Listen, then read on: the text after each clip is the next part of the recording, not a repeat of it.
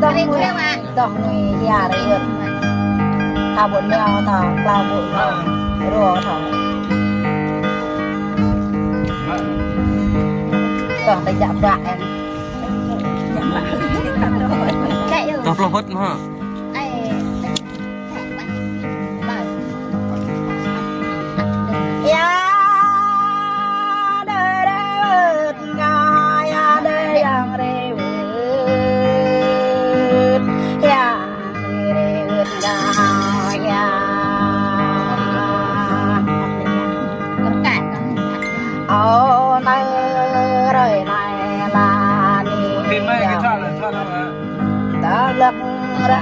lắc ra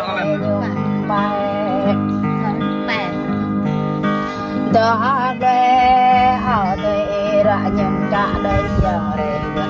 ngã ngăn đây gạt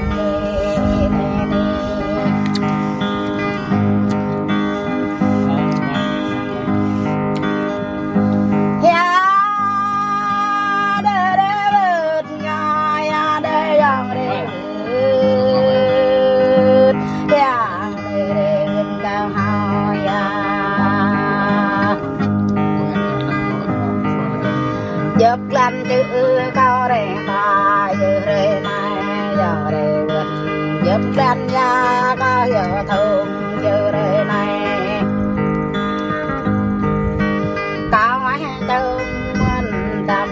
bay ra giờ đây gần cao mấy nhà mình cùng đầm bay bay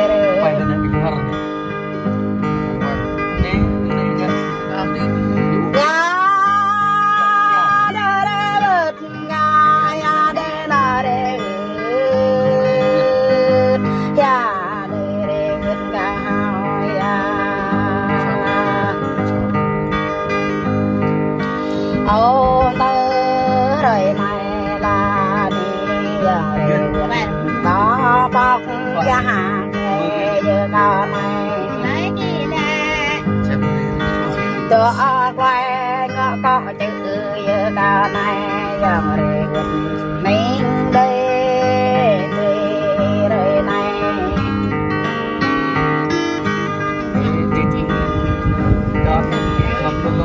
giờ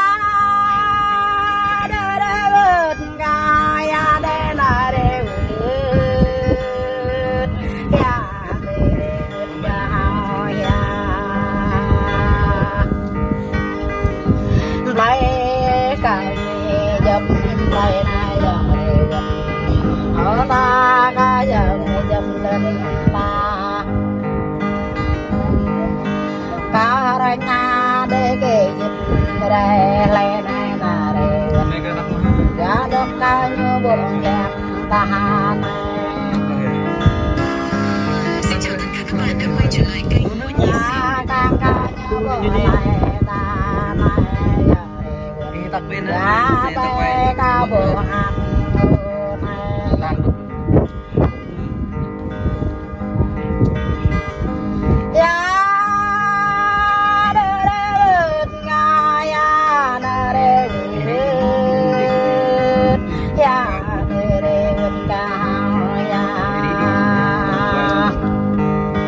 ô cơn mừng là đi giờ đây cao bất giữa tâm chính ta tôi ôm nhau cao men vẽ lầm lầm ta đã thúc đây giờ đây gần cao men lẽ tôm mọc ta giật người rất nhà mẹ chúng ta bơi ta đây giờ đây gần ở rất nhà ta đã bơi bò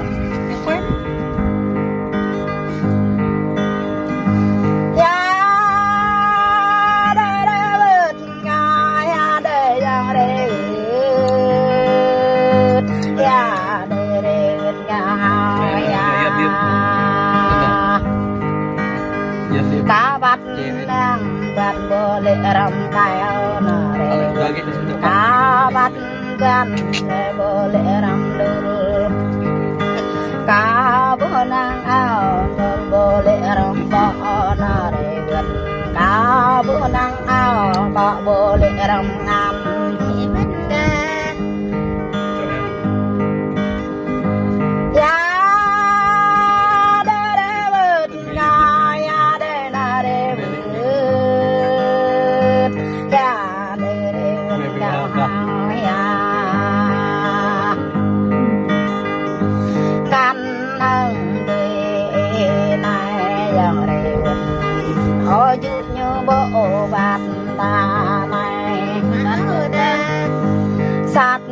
bỏ nhằm ta này giờ đây vượt ô tâm cao bộ được ta này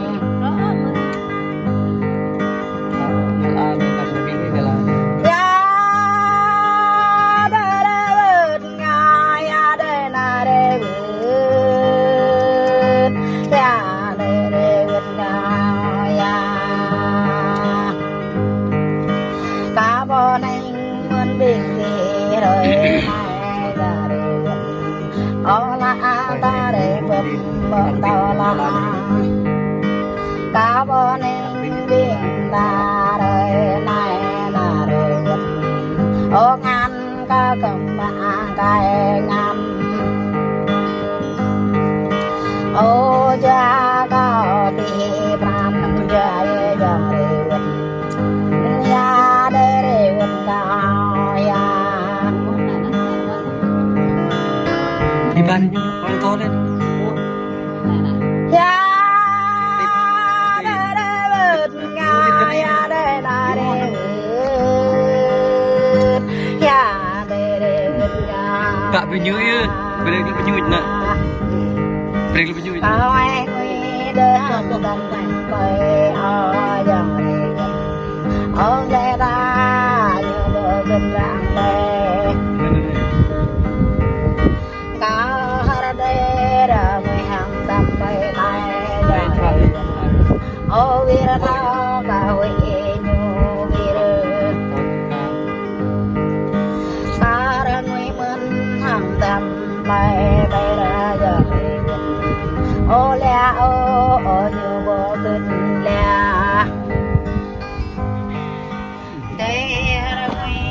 cái này bạn bay ra giờ ô lẽ ra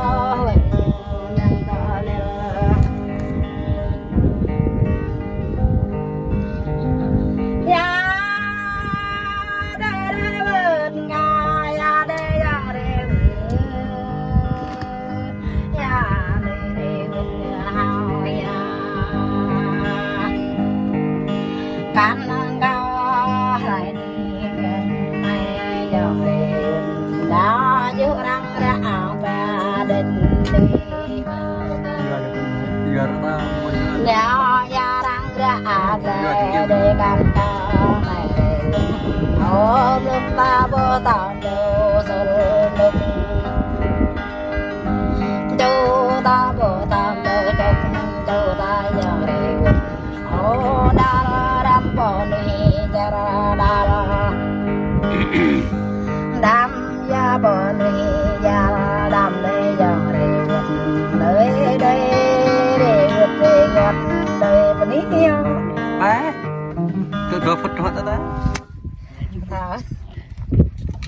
à có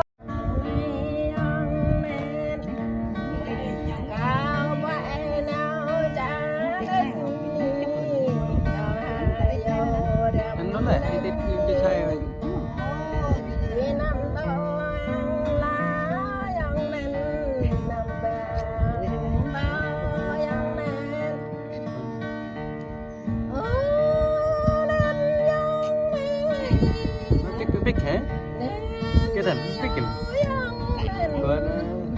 Itu cik rengai.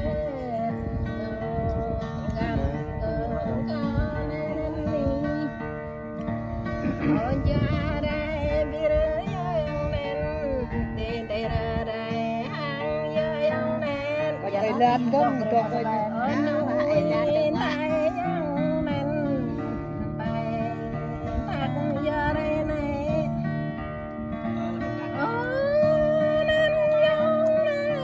kích mar bet phải